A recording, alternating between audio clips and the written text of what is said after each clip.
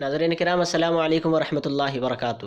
آج آپ کے سامنے شعر اور اشعار، شعر و شاعری سے ہٹ کر کچھ الگ چیز پیش کرنے کی کوشش کر رہا ہوں، اور یہ ایک ایسی چیز ہے جس سے ہر اردو ادب سے تعلق رکھنے والا شخص پسند کرتا ہے۔ مشتاق احمد یوسفی صاحب کو آپ سبھی حضرات اچھے طریقے سے جانتے ہوں گے، کافی مشہور اور بڑے مزاح نگار تھے، اور ابھی ان کا فی الحال 2018 میں انتقال ہوا ہے۔ اور ان کی کچھ کتابیں ہیں جن کو اگر کوئی آدمی پڑھے تو پڑھتا ہی رہ جائے، اور کتاب کو ختم کیے بغیر، وہ مکمل کیے بغیر اس کتاب کو نہ چھوڑ پائے گا۔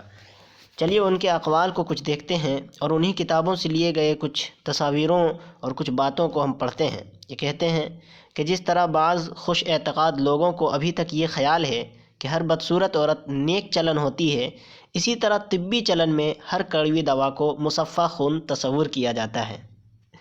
پھر یہ کہتے ہیں کہ جتنا وقت اور روپیہ ہمارے بچوں کو مسلمانوں کے سائنس پر احسانات رٹانے میں صرف کیا جاتا ہے، اس کا 10واں حصہ بھی بچوں کو سائنس پڑھانے میں صرف کیا جائے تو مسلمانوں پر بڑا احسان ہوگا۔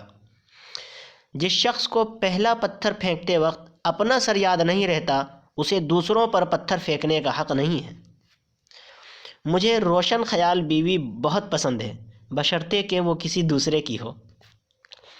فی زمانہ ہم تو شاعری کو جب تک وہ کسی کا ذریعہ معاش نہ ہو، نری عیاشی بلکہ بدمعاشی سمجھتے ہیں۔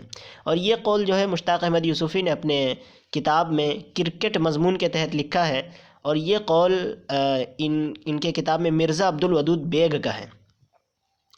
آگے ہے خاکم بدہن کتاب سے کہ 20ویں صدی میں جیت انہی کی ہے جن کے ایک ہاتھ میں دین ہے اور دوسرے میں دنیا، اور دائیں ہاتھ کو خبر نہیں کہ بائیں ہاتھ میں کیا ہے۔ مرد کی آنکھ اور عورت کی زبان کا دم سب سے آخر میں نکلتا ہے۔ یہ کہتے ہیں کہ مصائب تو مرد بھی جیسے تیسے برداشت کر لیتے ہیں، مگر عورتیں اس لحاظ سے قابل ستائش ہیں کہ انہیں مصائب کے علاوہ مردوں کو بھی برداشت کرنا پڑتا ہے۔ لہجہ لفظ کا DNA ہے، جس سے لفظ نظر کا فطور، نیت کا کھوٹ اور دل کا چور پکڑا جاتا ہے۔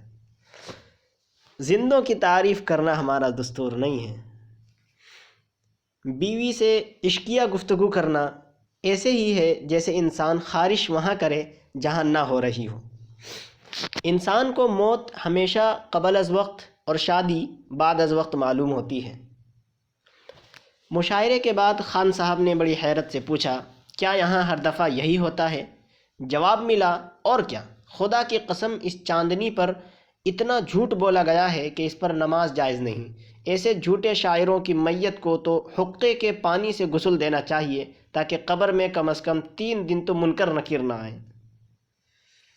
ناظرین، امید کرتا ہوں مشتاق احمد یوسفی کے ان اقوال کو آپ پسند کریں گے، اور ویڈیو کو لائک اور شیئر ضرور کریں، اور چینل کو سبسکرائب کریں تاکہ آئندہ ہم اس طرح کی ویڈیو آپ لوگوں کے سامنے لاتے رہیں۔